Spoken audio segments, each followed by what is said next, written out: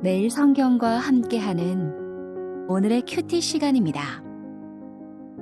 5월 18일 오늘의 말씀은 에스더 6장 1절에서 13절입니다.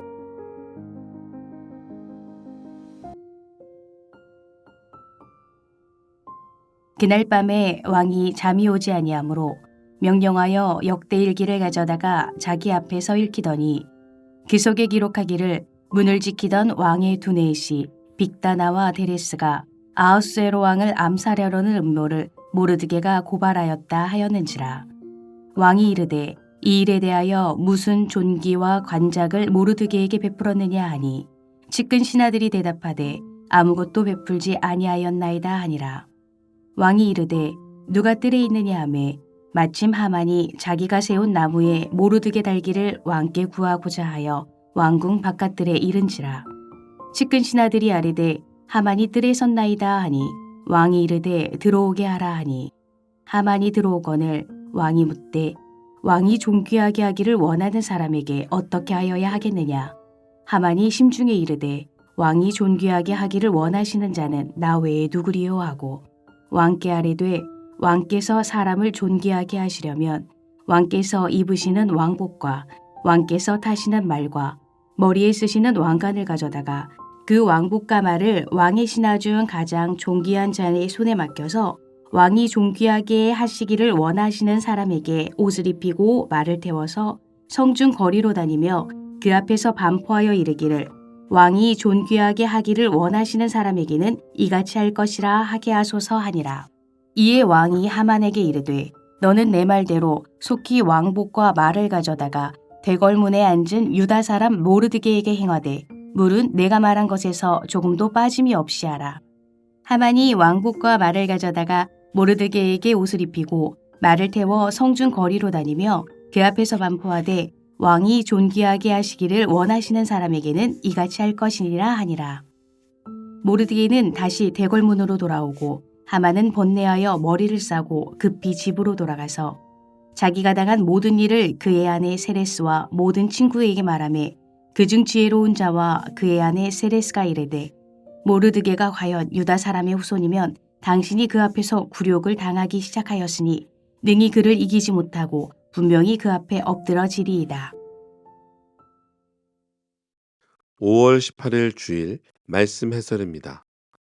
역전의 수치. 왕은 모르드게가 자신을 구한 것을 알고는 하만이 제안한 대로 최고의 영광을 줍니다. 하만은 모르드게의 들러리가 되고 아내에게는 불길한 예언까지 듣습니다. 하나님은 어떤 분입니까? 1절에서 5절 말씀입니다. 하나님의 역사는 때마침 그리고 꼭 필요한 그때 하필 일어나는 그러한 일들의 연속입니다. 마침 왕이 잠이 안 오던 날 하필 그는 궁중 일기를 읽고 싶은 마음이 생깁니다. 그런데 하필 그 일지에서 모르드게가 자신을 구해줬다는 내용을 발견하고 그에게 아무 보상도 해주지 못했음을 깨닫습니다. 왕이 주변에 있는 신하를 찾는데 하필 하만이 거기 있었습니다. 마침 그는 모르드게를 처형하기 위해 허락을 받으러 오는 길입니다. 세상은 이 마침과 하필을 우연, 운, 다행이라고 표현하겠지만 이것은 보이지 않는 하늘의 원리입니다.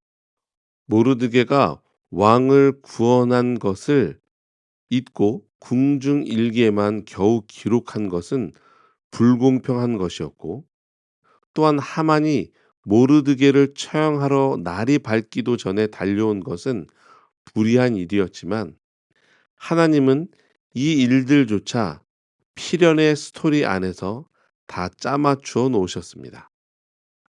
우리에게 주시는 교훈은 무엇입니까? 5절에서 11절 말씀입니다.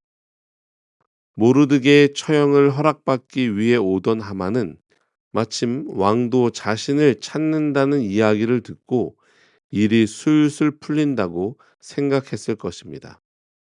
그러던 참에 특별히 높여주고 싶은 이에게 어떤 상을 주면 좋겠느냐라는 질문을 왕에게 받게 됩니다.